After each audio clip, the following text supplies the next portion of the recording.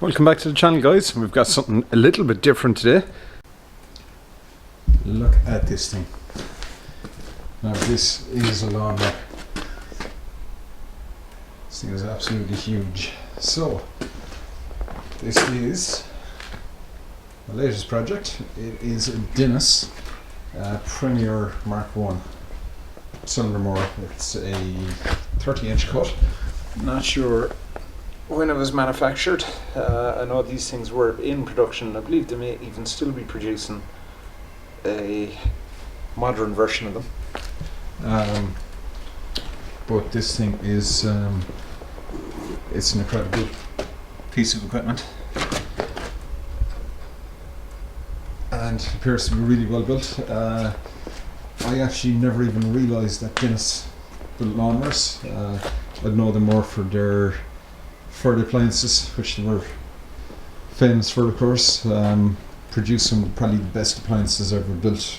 For example, the RS series, which I would absolutely love to own a Dennis fire appliance, but here I am, got a Dennis lawnmower to start with, and this was very kindly very generously donated to me by a guy called Johnny. He runs, I don't know whose School of Motoring in Killarney. He was actually giving me my truck and trailer lessons and helped me get through the tests on those, and just got to talking a few times about old equipment and told him about the channel, and he told me about this mower and offered it to me free of charge. So need to try and get this thing going and get it back to work. He just felt it would be a pity to send it for scrap, so asked me if I could do anything with it. So we're going to have a go at it. Now, enormous engine, this thing. It actually appears to be a Dennis built engine. I believe later ones used engines from other sources. Now of course it may not even be a Dennis. I know somebody who knows these mowers is going to correct me, but it does say Dennis down there in the crankcase. There are some clutches here that control, so the blades can be engaged separately and it can be driven. So you need to go through all that, make sure those clutches are free. The engine does turn over. I've had the crank handle in it and wound it over, and the blades are currently engaged, so we're going to have to free that clutch off. The controls all appear to be stuck, so the first thing to do is going to be hit those with penetrating oil, and need to check the throttle cable does move, but I'm not sure if it's actually doing anything at the carburetor. Fuel system's empty. Smell of varnish out of that tank, so I'm going to have to rinse that tank out, clean out the carb, and of course the thing is started using this crank handle. So just put it in again now. I'm going to oil all that up and clean it up. But that's her rotating. So I'm going to put a foot here to support it, and you can hear the points in the magneto closing. So yeah, let's get to work on this thing, oil it up and try and free it out.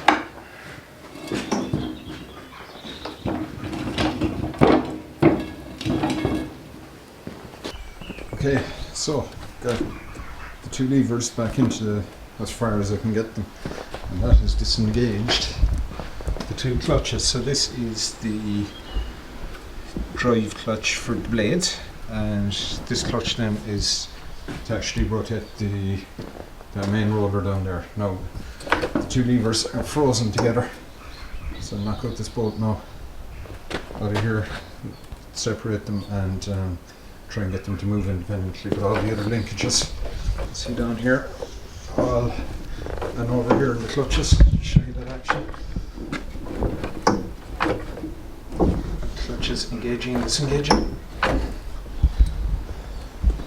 So yeah, at least now the blade clutch is disengaged, so we can go further in the engine if we want, but you know what, for the sake of a couple of minutes we'll take these levers apart and free them out independently. Okay, that seems to be linkages freed off. I do have to hold one to operate the other, but so this is the drive, and I'm just going to catch the other separately now. It's still kind of bind up a bit, but I think everything's still free off. So, I think what I might as well do now is check the fluids in this thing. So I need to check the engine oil, not sure how to do that. And need to check all these gearboxes and chain housing.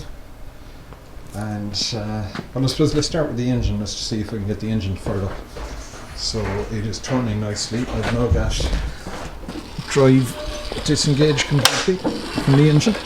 So check the oil level out, and then we'll whip off that cover there. Actually, before we do that, for the fun of it, let's just put the spark tester on top of it, see if we get a spark.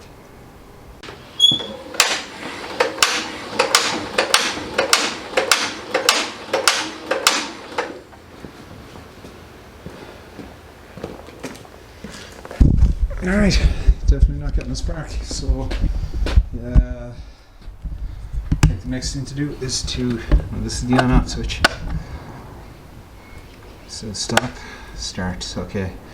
So I'm going to put this cover off and let's have a look at the magneto. Okay, so I've removed the distributor cap. So there's literally one contact, one HT lead, single cylinder engine. Show you manufacturer's name there. So just show you the distributor. This is the switch, the on-off switch. So I'm just going to make sure that that still works. I'm going to check the continuity in a minute with the meter. Couldn't seem to get it on the machine, so around here. And this is the distributor. No, show you the top end. Sorry, this is the magneto. So there you have that contact off the mag that makes contact with the inside of the distributor cap, and down here in the bottom we have a set of points and a condenser, much the same as a car. I'm just going to try and zoom in on that for you. See if you can see in there a nice big,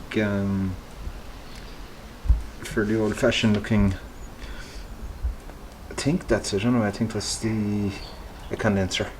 Looks like it might be, and there's a set of points here, so going to begin by cleaning those points and making sure that when that switch is closed we're getting continuity to earth. And once the points are cleaned up, stick the cap back on it and we'll see if we can get a spark out of it. So it seems to be incredibly well built, I must say. Still haven't figured out how to check the oil level out. I need to do some googling in a while, but there appears to be pretty much nothing in it, so I think what I'll do is whip out the plug, and all the oil information is here in this plate on the side of the machine, so I can fill it up with fresh oil before we try firing it up. But at least at the moment I know the clutches are disconnected, so we'll work in the distributor now, get a spark and get some oil in it then, and see can we get some fuel through it and see can we fire it. So, top tip, if like me you spend a lot of time in hotels travelling on business or just travelling with your family, check the toiletries in the hotel and take these things. These are little emery boards. They're absolutely fantastic for cleaning points. So these are ones I picked up in one of the hotels I stayed in, so I'm going to clean up the points with them now.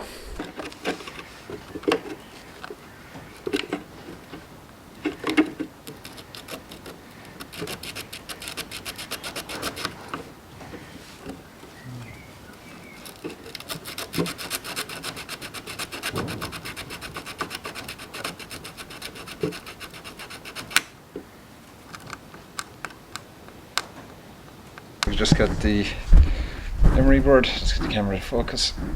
in between those pints and just work it in and out. I'm going to open the pints now in a moment because they've taken some of the stuff off the board, and just blow them out with the compressed air.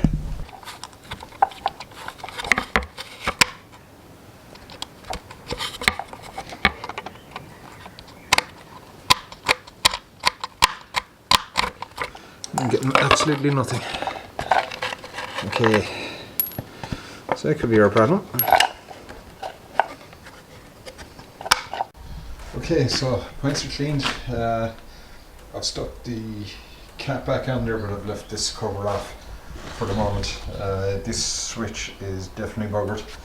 Can't get continuity, so I'm going to have to get a replacement. But it would appear the stop position is switch out, which should be on. So I think that grounds out when you want to stop the engine. So what I'm going to try doing now is just leaving the wire disconnected, and we turn it over so you can get a spark. Okay, so points are thoroughly cleaned up. I've checked. I thought first there was a short circuit in here somewhere, but it actually wasn't. It was alright, so I just cleaned up all the connections on my points.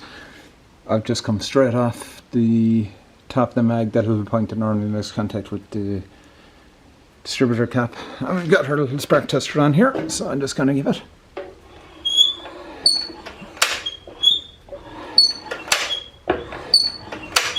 No, nice big fat spark in there. So going to put everything back together, and next job then is fill her up with oil.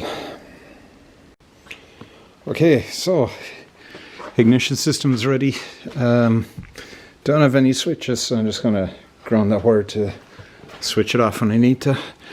I want to go for a start with this big flywheel exposed, so I'm going to put the covers on. Before I do that, I'm just going to get some compressed air, and we'll clean out all the cooling fins in the engine. Also got the oil draining out of it at the moment, and the filter out, so we'll clean that, put it back in there and fill it up with oil. I think after that then we'll have a look at this carburetor and fuel tank. We get some fuel into it and try and fire it.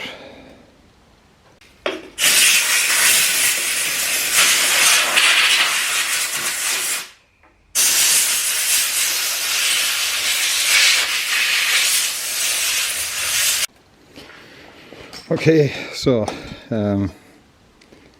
air filter isn't looking great. I think we might actually have one of these filters somewhere or something similar. Need to clean the rust out of the housing, and this fuel tank stinks of varnish, and there's some crap in there, so what I'm actually going to do is remove it and clean it. This rubber line here is completely perished as well, so I'm going to replace that. I'll have to reuse the metal line for the moment. So get that cleaned out, clean that oil filter in 2 seconds. I'll actually show you that filter. So this is the oil filter. It also doubles as the sump plug for this engine. So I'm just going to blow this through with some compressed air and a little bit of carburetor cleaner. I've already cleaned some of it. I think there should be a dipstick in the underside of that oil cap, but there isn't. Can't see it in the oil tank either. Had a Google online, and as far as I can tell, this thing takes 5 pints of oil, so that's about I think it's 2.8 litres. So I'm going to put in 2.8 litres of, I think on this plate in the end it says it specifies Shell X130, which as far as I'm aware that is just a mineral straight 30 grade oil. So I've got some 30 weight lawnmower oil. I'm going to throw that in there. If I need to replace it after it's running, I can do that. So okay, let's get cracking.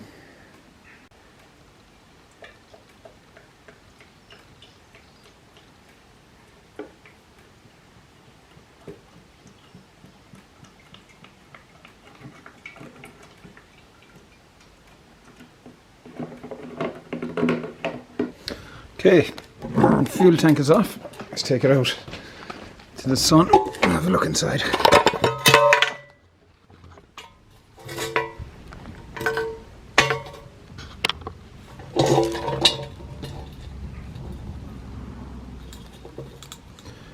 So there's some kind of green slime in there.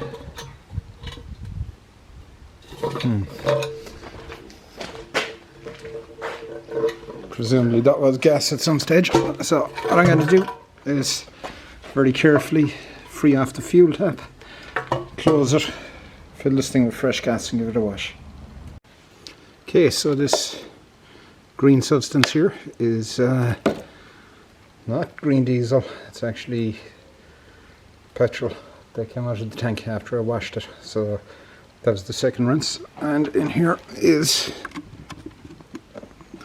the flow chamber, which when you go out into the sunlight contains some kind of gunge. So I'm going to give this a thorough clean, bolt it back up. That was some of the crap that came out of it. So get this cleaned up, fuel tank is cleaned up, reattach the line, and we'll see can we fire it. Okay, so I'm sure if you can see it properly, that is the sludge that lives under this float. So I'm going to get a can of, get the sunlight again, going to get a can of carb cleaner and give this thing a thorough cleaning out.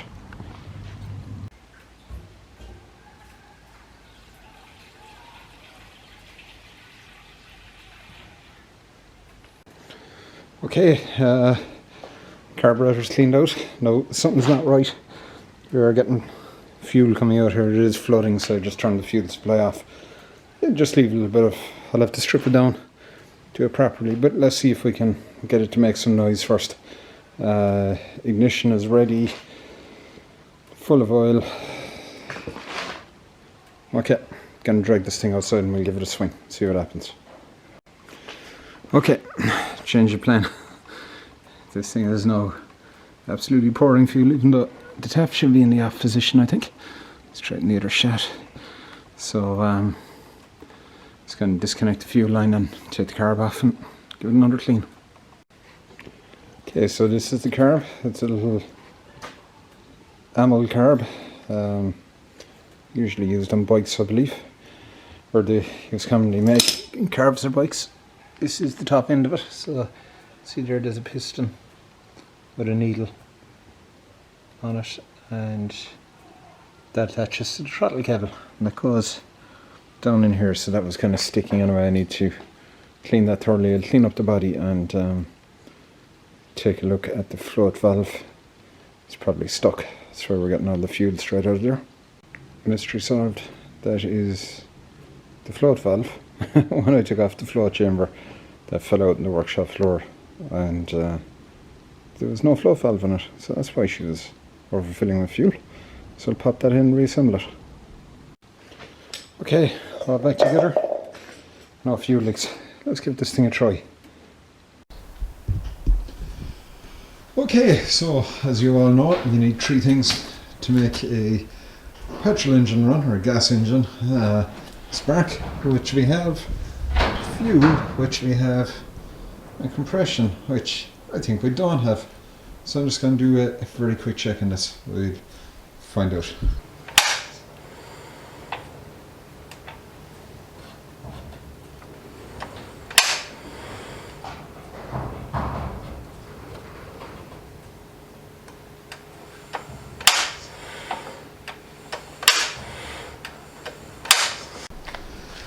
Alright, so check my compression.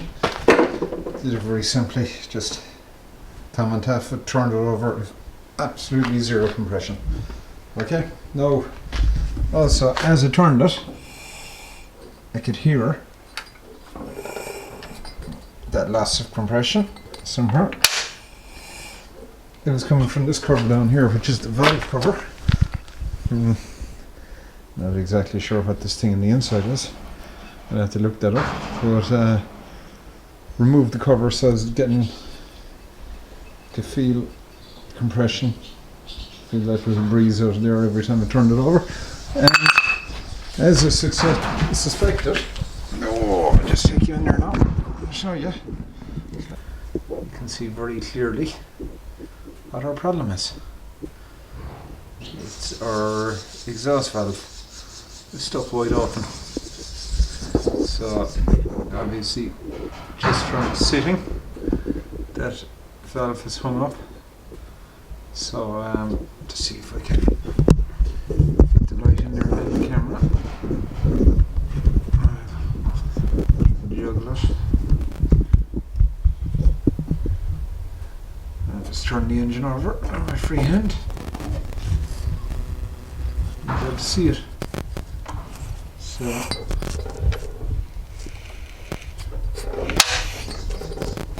and the valve is fine. The exhaust valve stuck wide open. So that's where the compression's been going. So hoping we can just free that off. I'll just try wiggling it around a bit. See does it free off and stay free, and we'll close it up then, and hopefully we should have compression when we try and fire the thing off. Okay, got the valve freed, so basically just put a screwdriver down the bottom of the valve stem, just gave it a tiny little tap of a hammer, dropped, turned it, it stuck again, tapped it, came out, and just stayed free after that. So I think hopefully now we should have all three elements in one place. So I'm just going to drag it back for more space, because I'm not going working in a starting handle somewhere I can't get away from it, and we'll give it a swing and see what happens.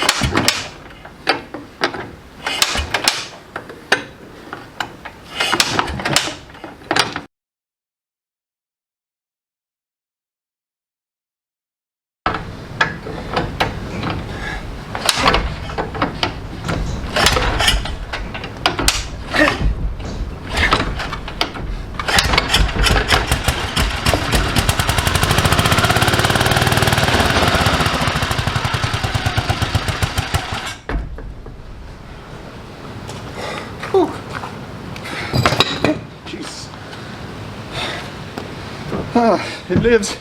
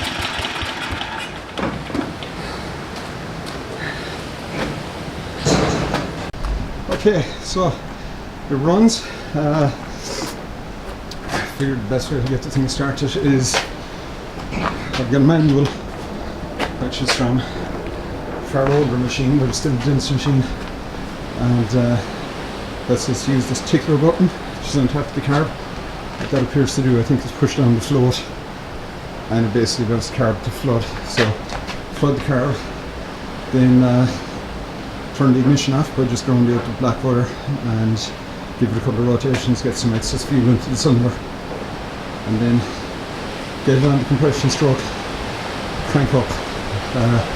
Now it's all working fine. I have to seriously flood that car to the point where there's juice literally dripping out of the air filter, so it just doesn't seem to get enough fuel when it's running, so I need to check the float level again, check the float valve, and check the tap in the tank, make sure we're getting sufficient flow, and also check that the main jet isn't locked up. We could have picked up more shit out of the tank since, but look, she's a runner, so you give my arm a rest and take a look at that carburetor. Okay, let's take a closer look at this carb. Now, when I cleaned this thing previously, I didn't actually have any carb cleaner. I was out of it. So what I'm going to do is withdraw this bolt, which gives access then to this little chamber down there, which supplies the main jet. And I'm going to take out the main jet and clean it. Just clean up the float a little bit. It's not holding fuel or anything.